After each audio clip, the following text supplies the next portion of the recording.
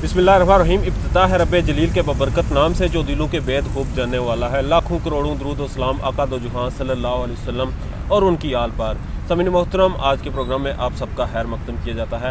आज के प्रोग्राम में हमारे साथ मौजूद हैं कुछ किताबों के मुसन्नफ़ हैं और इंतहाई शफीक और इंतहाई नफीस शख्सियत के मालिक बशर तहामी साहब।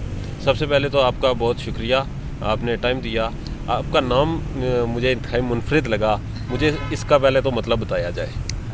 बहुत शुक्रिया, आपने ये एहतमाम किया गुफ्तगू के लिए। नाम है मोहम्मद तहामी बशर और अलवी भी लिखता हूँ साथ में, तो बशर अलवी फेसबुक वगैरह पे ज़्यादा यही यूज़ होता है। ठीक है। तो तिहामा एक जगह का नाम है अरब में, नजद और तिहामा। नज ज़रा ऊंची जगह को कहते हैं, तिहामा नशेबी जगह को। तो ये एक इसमें मंसूब है, जैसे पाकिस्तान से पाकिस्तानी।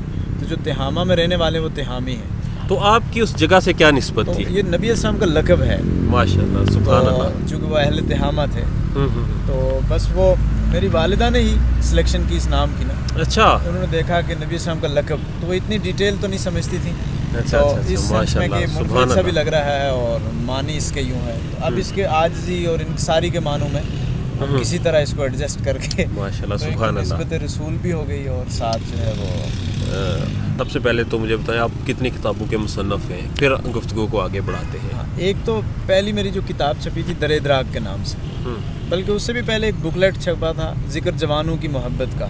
टीनेजर्स के हादसात मोहब्बत उनको कंपाइल करके एक कोशिश की थी हमने ना, अफसानवी तर्ज की। दूसरी थी दर-ए-दराक के नाम से, अहम दीनी और समाजी तफ़हीमात। ये ज़रा ज़ख़ीम किताब है, 3 हिस्सों पर मुश्तमिल थी। कुछ तो हमारे उसमें मेरे दुरूस थे, कुछ उसमें मुख्तलिफ़ मौज़ूआत पे समाज से जुड़ी हुई उसमें मेरी तहरीरें थी, और तीसरा उसका पोर्शन था जिसमें कुछ मसाइल, जैसे कि हमारे यहाँ नशे का एक मसला है, उस पर कुछ एक्सपर्ट्स उनकी आरा जमा कर दी थी। इसी तरह कुछ टॉपिक्स थे जैसे कबीला परस्ती, कबीले से बाहर शादियाँ, इस तरह कुछ मकालात थे। तो तीनों का वो मजमुआ वो छपा था। उसके बाद फिर समाज, रियासत और मजहबी अक़लीतें, ये छपी थी इदारा तालीम व तहक़ीक़ इस नाम से है, उन्होंने छापी थी। फिर इसको इंग्लिश में ट्रांसलेट भी उन्होंने किया था, state, society and religious minorities. फिर उसके बाद एक नमाज मतलूब के नाम से एक बुकलेट है, वो उसी दर-ए-दराक का एक हिस्सा था, उसको अलग से हमने छापा। फिर क्या मौसीकी हराम है के नाम से एक बुकलेट है, वो भी कुछ उस बुकलेट उसी दर-ए-दराक का हिस्सा भी था, कुछ उसमें मज़ीद भी एडिशंस वो करके ऐड करके चीज़ें वो अलग से वो कर दिया था। और अभी जो रिसेंटली आपने किताब लिखी और उस किताब के काफ़ी चर्चे भी हुए और सोशल मीडिया पे भी उसके बारे में सुनने में आया, वो किताब का नाम क्या है और उसमें आपने क्या लिखा है? 2 किताबें हैं जो हाल ही में पब्लिश हुई हैं। एक था 3 तलाक, एक समाजी अलमिया। तो इसके लिए शायद आप तवज्जो दिला रहे हैं। उसके बाद फिर रिसेंटली अभी IRD, Iqbal institute for research and dialogue, ये इस्लामिक यूनिवर्सिटी का एक थिंक टैंक है, उसकी तरफ से एक किताब अभी छपी है, साइंसी दौर और मजहबी बयानिए। ठीक है। उसकी तकरीब हम साइंसी दौर और मजहबी बयानिए पे आते हैं। इससे पहले हम अपने मौसीकी के हवाले से बात की। आज अगर देखा जाए तो हमारी नौजवान नस्ल मौसीकी को बहुत ज़्यादा सुनती है। मौसीकी सुनना हलाल है या हराम है? हाँ, तो लफ्ज़ मौसीकी अगर हम ले लें, खुश आवाज़ी से इसको ताबीर करें, हलक के ज़रिए से भी हो सकता है, आलात के म्यूज़िकल इंस्ट्रूमेंट्स के ज़रिए से भी आप करते रहते हैं। तो उसमें तो किसी किस्म की ममानत का आप हुक्म नहीं आयद कर सकते, जिस ताबीर से मैं मुत्तफ़िक हूँ। वैसे तो किसी भी मसले में बाज़ औक़ात होती हैं, मुख्तलिफ़ आरा भी होती हैं स्कॉलर्स की। तो एक तो राय ये है कि बिल्कुल ही इनका इस्तेमाल ममनू है आलात का। तो दूसरे ऐसे अशार जिनको हम मोहब्बत के अल्फाज में उनको गिन सकते हैं, ऐसे अल्फाज को अगर आप गा के पढ़ते हैं तो क्या ये इनमें ममानत है या नहीं? और दूसरा जो मेरे इल्म के और महदूद इल्म के मुताबिक कि बांसुरी से नबी करीम सल्लल्लाहु अलैहि वसल्लम ने मना फरमाया था, तो उसके अलावा किस किस चीज़ से जो मौसीकी के साथ जिसको तशबीह दी जाती है, वो कौन कौन से ऐसे हालात हैं जिन पे पाबंदी है और इस्लाम में ममनूअत है? इंस्ट्रूमेंट्स का जहाँ तक ताल्लुक़ है, तो एक राय तो यह है कि बिल्कुल ही ममनू है, इसमें किसी किस्म की चीज़ पढ़ना ठीक नहीं है, इनका होना ही गलत है। दूसरी राय ये है कि नहीं, इसमें इंस्ट्रूमेंट्स में कोई इशू नहीं है, इस पे जो पढ़ी जाने वाला जो कंटेंट है उस पे मसला हो सकता है। तो अगर कंटेंट में कोई चीज़ अखलाकी लिहाज से, मजहबी लिहाज से, दीनी लिहाज से, समाजी लिहाज से किसी पहलू से काबिल एतराज़ नहीं है, तो उसमें कोई ममानत नहीं होगी। तो बाकी जो इश्किया पैराए इजहार है, وہ ہماری شاعری کا ایک روح رواں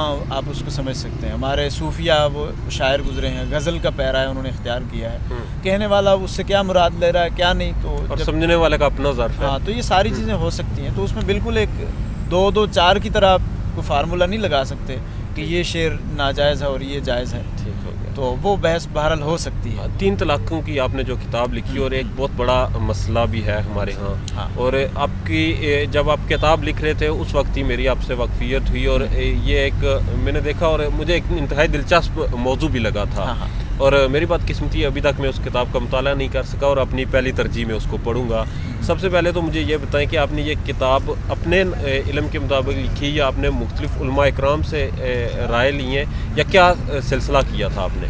اصل میں ایک عملی ایک واقعہ پیش آ گیا تھا. ایک صاحب سے ان کا ایک طلاق کا ایشو تھا. اکٹھی 3 طلاقیں دینے کا ایک رواج ہے. لوگوں کو یہ غلط فہمی ہے کہ شاید جب تک ہم 3 طلاقیں نہیں دیں گے تو اس وقت تک بیگم سے جان چھوٹنی مشکل ہے. وہ کام پکا کرنے کے لیے 3 طلاق اکٹھے جگہ ہی بیٹھے ہوئے 3 دفعہ طلاق دے لکھ کے دے دیتے ہیں یا بول دیتے ہیں. علاقائی ایک رواج لوگوں نے اپنا لیا. تو اس بارے میں کوئی زیادہ نالج نہیں رکھتے لوگ. تو جب ایسا وہ کر لیتے ہیں تو اس کے بعد ظاہر مسائل کا سامنا ہوتا ہے. جوش جب اترتا ہے, عالم ہوش میں آتے ہیں, تو پھر بہت سارے مجبوریاں مسائل وہ ان کی طرف متوجہ ہوتے ہیں, پھر وہ رجوع پر مجبور ہوتے ہیں. تو اس میں ہماری جو فقہی ایک روایت ہے اہل علم کی, اسکالرز کی, وہ یہ کہتے ہیں کہ اگر ایک ہی مجلس میں آپ نے 3 طلاقیں دے دی, اکٹھی 3 طلاقیں دے دی, تو گویا کہ آپ نے طلاق کا ایک چانس یوز کیا, تو باقی 2 چانس ابھی آپ کے پاس ریزرو ہیں.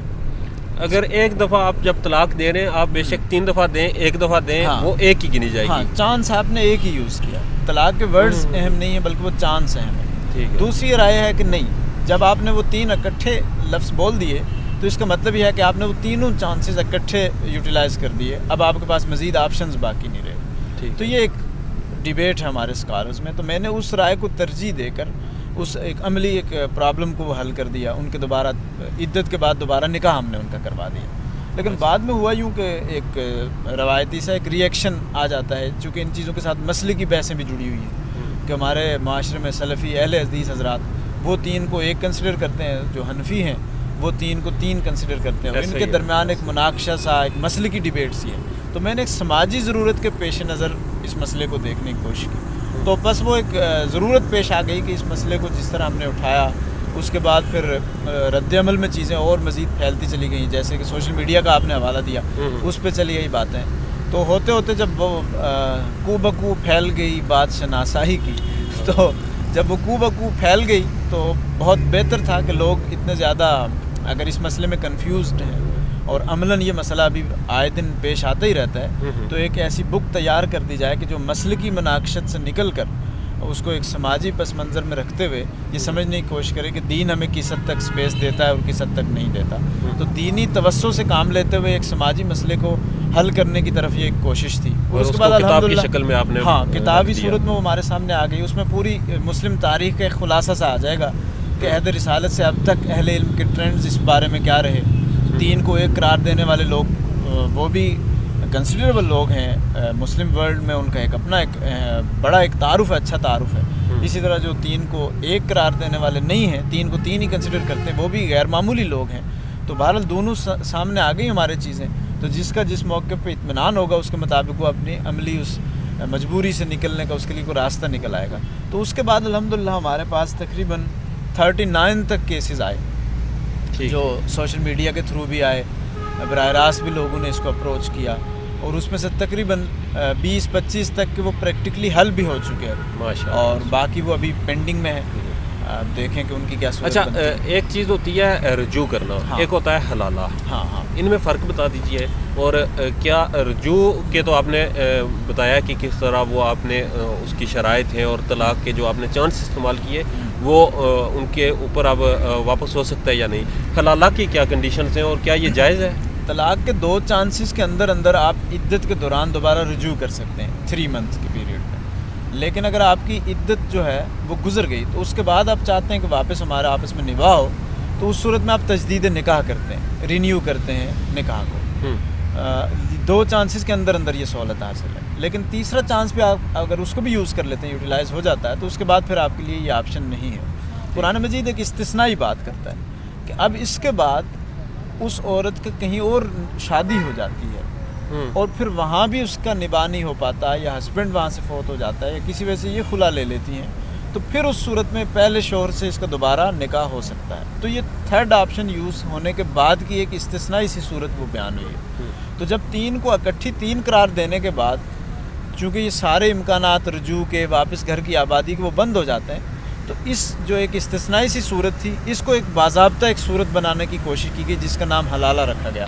باقاعدہ دین میں قرآن کی کسی آیت میں حلالہ کی تلقین نہیں ہے کہ حلالہ کر کے. اس وقت عموماً ہم دیکھتے ہیں حلالہ ایک کنڈیشنلی نکاح کروایا جاتا ہے، کسی کو کچھ پیسے دے کے یا کوئی ریکوائرمنٹس ہوتی ہیں ان کے بیس پہ نکاح ہوتا ہے، اور جو مرد ہوتا ہے وہ عورت کے ساتھ وہ تمام شرائط پوری کرتا ہے جو ایک نکاح کے بعد مرد اور عورت کا رشتہ ہوتا ہے. اس کے بعد وہ اس کو طلاق دیتا ہے اور وہ پہلے شوہر کے ساتھ رجوع کرتی ہے اور نکاح کرتی ہے.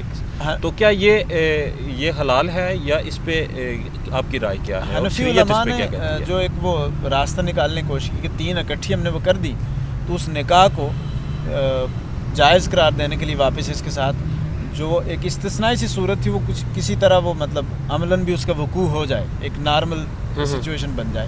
تو اس کے لیے جو انہوں نے شرائط بیان کی ہیں وہ یہ ہے کہ یہ بغیر کسی ایگریمنٹ کے وہ نکاح ہو اور خامن جو نکاح کرنے والا شخص ہے وہ آزاد ہو، وہ دل میں نیت رکھے کہ میں اس لیے کر رہا ہوں کہ اس کو چھوڑ دوں گا تاکہ اس دوسرے کسی کا بلا ہو جائے، پہلے والے شوہر کا مطلب نا. تو وہ دل میں نیت رکھ کے نکاح کرے، وہ اس کے دل کی بات ہے، کوئی ایگریمنٹ میں نہیں ہے، کوئی بیان میں نہیں ہے، باقاعدہ کوئی ایسا آپس میں کانٹریکٹ نہیں ہو رہا.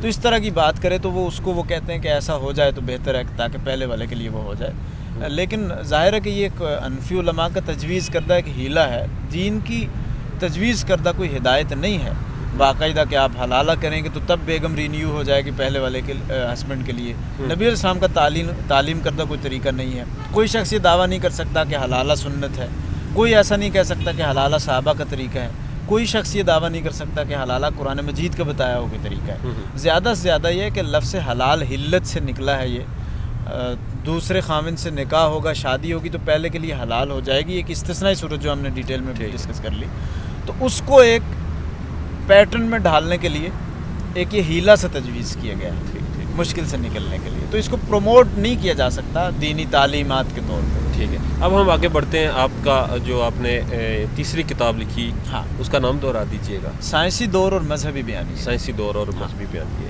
اس کتاب میں آپ نے کیا لکھا اور یہ آپ کی سوچ کیسے آئی کہ آج کل ہم سائنسی دور میں جی رہے ہیں اور ہم کچھ بھی کرتے ہیں تو اس پہ مذہبی بیانیے آ جاتے ہیں؟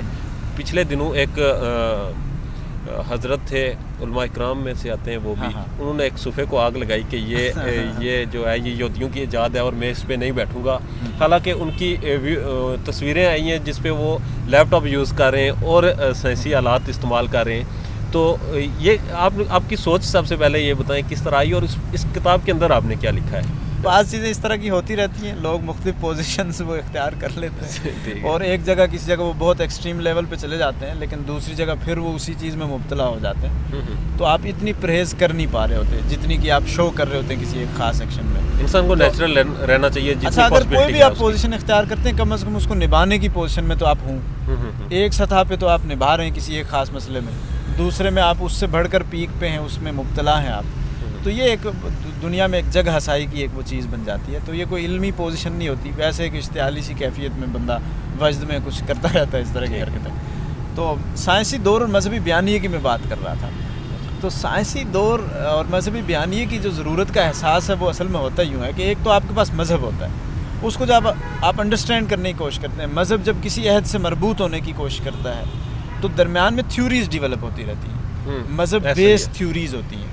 بالکل. تو ہر تھیوری وہ ہر مسلم کے لیے قابل قبول نہیں ہوتی، اس میں کلیشز بھی ہوتے رہتے ہیں، آپس میں ڈیبیٹس بھی ہوتے رہتے ہیں. مثلا دیوبندی ایک تھیوری کو فالو کر رہے ہیں، بریلوی ایک تھیوری کو، شیعہ ایک تھیوری کو، حنفی ایک تھیوری کو، سلفی ایک تھیوری کو، سر سید ایک بات کر رہے ہیں، علامہ اقبال ایک بات کر رہے ہیں. تو یہ ساری جتنی بھی باتیں ہو رہی ہیں وہ ہوتی مذہب بیسڈ ہیں، لیکن مذہبی اس سینس میں نہیں ہوتی کہ ہر بندے کو اس سے اتفاق ہو. ایک شخص کے ہاں وہ مذہب میں ہوتی ہے، دوسرا اس سے اختلاف کر رہا ہوتا ہے، کچھ تو اس کو کفر کہہ رہے ہوتے ہیں. تو یہ ڈیبیٹس بھی چلتے رہتے ہیں. تو مذہبی تھیوریز اس طرح ڈیولپ ہوتی رہتی ہیں. تو جس تھیوری اصل میں مذہب کو اپنے کسی عہد سے مربوط کرنے کی ایک کوشش ہوتی ہے.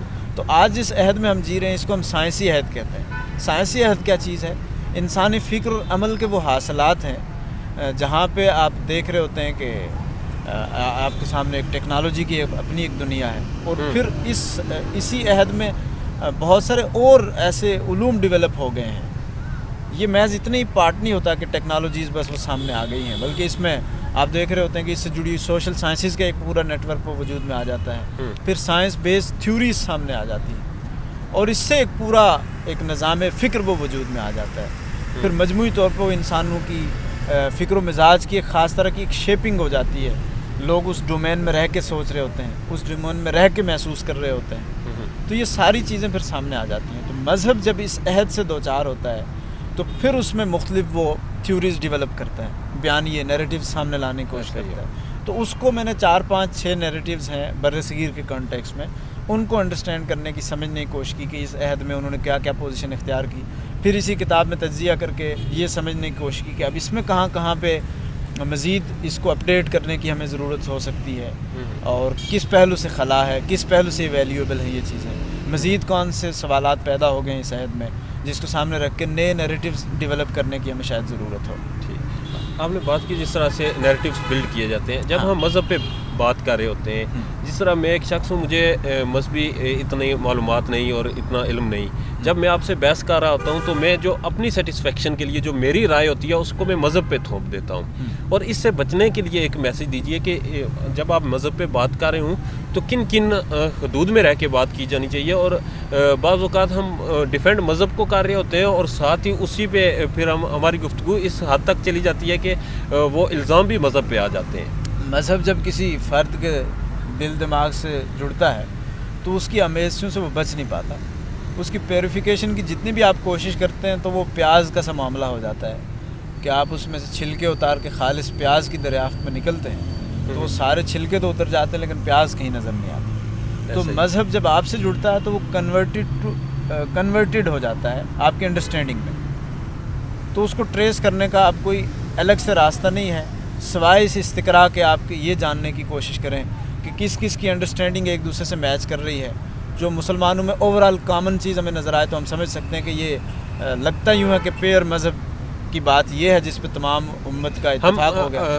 حدیث سے اور قرآن پاک سے رہنمائی بھی لے سکتے ہیں، بالکل۔ اس سے یہ ہے کہ ہم بجائے اس کے کہ لوگوں کو دیکھیں کہ آج میرے گاؤں میں سب لوگ یہ کام کر رہے ہیں تو میں بھی یہ کروں، یہ مسلمانوں کا وتیرہ ہے، ہو سکتا ہے کہ وہ سب گمراہ ہوں اور ہم مذہب سے اور قرآن و حدیث سے دور ہوتے جا رہے ہیں۔ قرآن و حدیث اصل میں جب ہم اس سے کنیکٹ ہوتے ہیں تو اس کو ہم تعبیر کرنے کی کوشش کرتے ہیں نا، اس کا فہم حاصل کرنے کی کوشش کرتے ہیں، تو جب اس کو انٹرپریٹ کیا جاتا ہے تو وہ تعبیر میں تفہیم میں آپ کے فہم کی امیزشیں شعوری غیر شعوری طور پہ یہ داخل ہوتی رہتی ہیں۔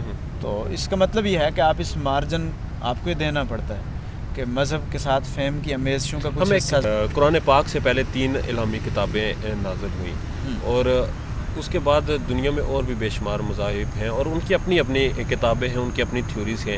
کیا بحیثیت مسلمان ایک طالب علم کو ان تمام کتابوں کا مطالعہ کرنا چاہیے، الہامی کتابوں کا بھی اور دوسرے مذاہب کا بھی، یا پھر صرف قرآن اور حدیث پہ ہی اس میں ایکسپرٹیز حاصل کرنی چاہیے؟ لیکن بحیثیت مسلمان جب آپ نے لفظ بولا تو اس کا مطلب یہ ہے کہ ایک عام جو مسلمان ہے اسے اپنی زندگی اسلام کے مطابق گزارنی ہے، اس کی ڈیمانڈز کو سمجھ کے گزارنی ہے تاکہ وہ ان سلیکٹڈ لوگوں میں سے ہو سکے جن خدا کے انعام کے مستحق ہوں گے، تو پھر تو یہ ساری چیزیں اس کو سمجھنے کی ضرورت نہیں ہے۔ ٹھیک، لیکن اگر وہ کوئی ایکسپرٹ بننا چاہتا ہے، مذاہب کا مطالعہ کرنا چاہتا ہے، ہوتے ہیں لوگ اسپیشلائزیشن کرتے ہیں، کئی ہیں بھی، یہ ایسا نہیں ہے کہ ابھی محض مفروضہ ہے کہ ہم سوچ رہے ہیں کہ ہونا چاہیے، نہیں، تو بالکل اس کو علم اور میں یہ بات کہہ رہا تھا کہ مسلمانوں میں بھی ہیں جو علماء اکرام ہیں، اور جب کسی پلیٹ فارم پہ بحث ہوتی ہے دوسرے جو مذاہب کے لوگ ہوتے ہیں ان کو جواب دینے کے لیے ان کی کتابیں پڑھنا تو اسکالرز کے لیے بہت اہم ہے کہ آپ جس سے بات کرنے جا رہے ہیں کم از کم آپ اس کے فکری پس منظر سے، اس کی مانی ہوئی چیزوں سے بھی واقف ہوں، پھر تاکہ اپنی مانی ہوئی چیزیں اس کو آپ کنوے کرنا چاہیں تو اس میں سہولت ہو سکے، ابلاغ کا رشتہ قائم ہو سکے۔ آپ خود ایک طالب علم ہیں اور آپ میرے علم کے مطابق پی ایچ ڈی کے اسٹوڈنٹ ہیں۔ پی ایچ ڈی آپ کس ٹاپک پہ کر رہے ہیں؟ آپ کا ریسرچ کا کون سا وہ؟ میرا جو تھیسس ہے وہ ہے بر صغیر میں مباحث تکفیر، ان پہ میں ڈیبیٹ کر رہا ہوں، سمجھنے کی کوشش کر رہا ہوں، ڈسکس کر رہا ہوں کہ یہاں جو کچھ آپ نے سمجھا ابھی تک تو مختصراً ہمیں بتائیے۔ تکفیر اصل میں کہتے اس چیز کو ہے نا کہ ایک آدمی وہ کلیم کر رہا ہے کہ میں مسلمان ہوں، تو ظاہر ہے کہ اس کے لیے کچھ ایسی چیزیں ماننا ضروری ہے جس کے بعد وہ اسلام میں آ جائے. وہ آنے کے بعد پھر کوئی ایسی بات کہہ دے کہ کیا وہ اسے نکل سکتا ہے، نکل بھی جائے گا یا نہیں. ایک تو ایک خود وہ اعلان کر دے کہ میں اسلام سے دستبردار ہو رہا ہوں، تو اس کی تو آئیڈینٹیفیکیشن مذہبی لحاظ سے آسان ہے کہ یہ خود کلیم ہی نہیں کر رہا کہ میں مسلم ہوں، بات ختم. لیکن مسئلہ یہ ہے کہ وہ کسی ایسی چیز کو مان رہا ہے یا اسلام کی کسی ایسی چیز کا انکار کر رہا ہے کہ جو یہ فرض کیا جا رہا ہے جس کے بارے میں کہ یہ ماننا ضروری ہے. مثال کے طور پہ ایک آدمی کہتا ہے میں مسلمان ہوں لیکن میں توحید پر یقین نہیں رکھتا، تو آپ بھی کہیں گے کہ توحید یہ اسلام کا ایسا جز ہے جسے مانے بغیر آپ مسلمان نہیں ہو سکتے، آپ کا دعویٰ نہیں ٹھیک نہیں. رسالت کا معاملہ بھی اسی طرح ہے. تو اب اسی طرح بہت سارے گروپس ہیں مسلمانوں کے اندر ہی جو دعویٰ کرتے ہیں کہ ہم مسلمان ہیں، تو اس میں یہ ڈیبیٹ ہے کہ کیا وہ کوئی ایسی چیزیں بھی، چونکہ بہت سارے مختلف ان کے بلیف سسٹم بھی ہے، کوئی یہ مان رہا ہے کوئی وہ نہیں مان رہا، تو ایک دوسرے کے بارے میں یہ بحث کرتے رہتے ہیں کہ بھئی کون سی چیز اس نے ایسی مان لی ہے کہ جو دین میں نہیں تھا ماننا اس نے مان لی ہے، کون سی چیز ایسی ہے کہ جس کے ماننے کے بعد وہ کفر میں چلا گیا ہے، کون سی چیز ایسی ہے جس کو چھوڑ کر یہ کفر میں چلا گیا ہے. تو تکفیر اس کو کہتے ہیں کہ اسلام کی طرف نسبت کرنے والا دوسرا شخص اس کے اس دعویٰ اسلام کو وہ ریجیکٹ کرتا ہے اپنے مانے و اصولوں کی بنیاد پہ کہ یہ شخص اب کفر میں چلا گیا ہے اور ان اصولوں کی وجہ سے اس کی اب تکفیر ضروری ہے، یعنی کافر ڈکلیئر کرنا، قرار دینا. تو تکفیر کی بحث یہ ہے. ٹھیک. اچھا، ہم آخر میں چونکہ ہماری گفتگو لمبی ہوتی جا رہی ہے، ایک آج کل بہت زیادہ جس پہ بحث بھی ہوتی ہے، ایک دوسرے کو گستاخ ڈکلیئر کر دیا جاتا ہے. ان میں بعض اوقات گستاخ بھی ہوتے ہیں اور ہمیں ماڈرنائزیشن کا نام دے کے اس پہ آنکھیں بند کرنے کا بھی کہا جاتا ہے، اور کچھ گستاخ نہیں ہوتے اور ہمیں جذباتی بنا کے انہیں قتل کروانے کی طرف بھی موٹیویٹ کیا جاتا ہے. تو مجھے یہ کلیئر کر دیں کہ اگر کوئی شخص گستاخی کرتا ہے، نعوذ باللہ گستاخی کر دے، تو وہ اگر اس سے غلطی سے ہو جاتی ہے یا وہ کسی لڑائی جھگڑے میں کرتا ہے اور بعد میں اس سے معافی مانگ لیتا ہے، تو وہ واجب القتل ہے؟ یا پھر وہ شخص جو جس طرح سے ہم نے دیکھا بھی ہے حاکم بنائے جاتے ہیں، باضابطہ طور پہ کتابیں لکھ کے توہین کی جاتی ہے، ان کے لیے کیا ہے؟ اور جو جن پہ الزام لگایا جاتا ہے اور وہ انکار ہوتے ہیں، آپ کے پاس ثبوت نہیں ہوتا کہ انہوں نے گستاخی کیا، ان کے حوالے سے کیا رائے ہے؟ دیکھیں، اس میں دو پہلو پیش نظر رہنا ضروری. ایک ہے آزادی اظہار رائے، ایک قدر ہے اس دور میں جس کا چرچا اور جس کا برتنا اس قدر کو عملی طور پر بڑھ رہا ہے. تو ظاہر ہے کہ ایک یہ اصول ہے، لیکن آگے چل کر اس میں ایسی چیزیں بھی آپ ظاہر کر سکتے ہیں کہ جو دوسرے کو وہ ہرٹ کر رہی ہوں. تو کچھ تو ایسی ہیں کہ جو بالکل آپ کو واضح ہو جائے گا، مثلا گالی دے دی کسی نے، کوئی ایسی حرکت کر دی کہ وہ ہر ایک عام انسانی شعور بھی کہے گا کہ یہ غلط کر رہا ہے. دوسری بات چیزیں ایسی ہو سکتی ہیں، ٹیکنیکلی کوئی ایسی چیزیں ہو سکتی ہیں کہ آپ کا جو بیلیف سسٹم ہے یا آپ کا جو دائرہ ہے اس میں وہ گستاخی کنسیڈر ہو رہی ہوں، لیکن دوسرے پہلو سے وہ آرٹ کی کیٹیگری میں آ رہی ہوں، وہ اس کیٹیگری میں نہ آ رہی ہوں. تو اس طرح کی چیزیں وہ ڈیبیٹیبل ہو جاتی ہیں. پھر اس میں دیکھنا پڑتا ہے کہ کس چیز کو کس حد تک مارجن دیا جا سکتا ہے، کس خانے میں اس کو فٹ کر کے کیسے اس کو ٹریٹ کیا جا سکتا ہے. ایک تو یہ سچویشن ہے. دوسری طرف معاملہ یہ ہے کہ مسلمانوں کا جو اپنا ایک سسٹم ہے اس میں رہتے ہوئے ظاہر ہے کہ ہم فرق کرتے ہیں توہین میں اور اظہار رائے میں، کہ اس کا اطلاق آزادی اظہار رائے کا ہم پیغمبر کی ذات کی تنقید سے معاذ اللہ ان کی توہین کی طرف اس کو بڑھتا ہوا ہم نہیں دیکھ سکتے. مسلمان ہوتے ہوئے تو ایسا کہنا وہ اسلام سے نکلنے کے مترادف ہے، سوچنا بھی. اور اگر مسلمان نہیں ہے، باہر سے کوئی ایسی چیز ہو رہی ہے تو ظاہر ہے کہ اس کو بھی ہم ٹھنڈے پیٹوں وہ ہضم کرنے کی پوزیشن میں نہیں ایسے. لیکن دوسرا ایک اور پرابلم اس میں یہ بھی ہے کہ اگر ہمارے یہ جذبات، یہ علم آشنا نہیں ہے، بالکل بے قید ہو جاتے ہیں، تو اس کا حق ناحق اطلاق پھر کرتے پھریں گے. اندھے جذبات کا پھر کوئی وہ مسلک مذہب نہیں رہتا، وہ کسی بھی چیز کو مس یوز بھی کیا جا سکتا ہے. آزادی اظہار رائے کو بھی مس یوز کیا جا سکتا ہے، جیسے کہ ہوتی بھی ہے. اسی طرح اس جذبات عشق کو بھی مس یوز کیا جا سکتا ہے کہ ناحق لوگ اس کی لپیٹ میں آ سکتے ہیں.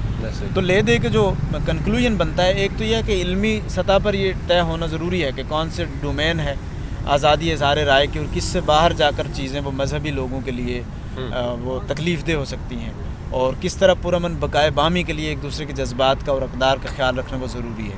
تو یہ علمی دائرے میں کیے جانے لائق یہ کام ہے. کچھ قانون کے دائرے کی چیزیں ہیں کہ ایسی سچویشن سے نمٹنے کے لیے حکومت ایسا پراپر وہ بندوبست ضرور کر لے کہ جس کے بعد کم از کم ٹیکل کرنا مسائل کو اور ان کو جو قرار واقعی جو سزا ہے وہ ملنا وہ ممکن ہو سکے. تیسری طرف یہ جو اندھے جذبات ہیں ان کو مینیج کرنا تاکہ اس آگ کی لپیٹ میں سارے لوگ نہ آ جائیں، حق نہ حق کی تمیز بھی ختم ہو جائے، اس کو مس یوز کیے جانے، تو ہر پہلو سے ہمیں متنبع رہنے کی ضرورت ہے۔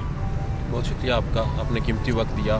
ناظرین آپ سب کا بہت شکریہ، آپ نے یہ ویڈیو دیکھی، اس کے ساتھ اجازت دیجیے، اللہ نگہبان۔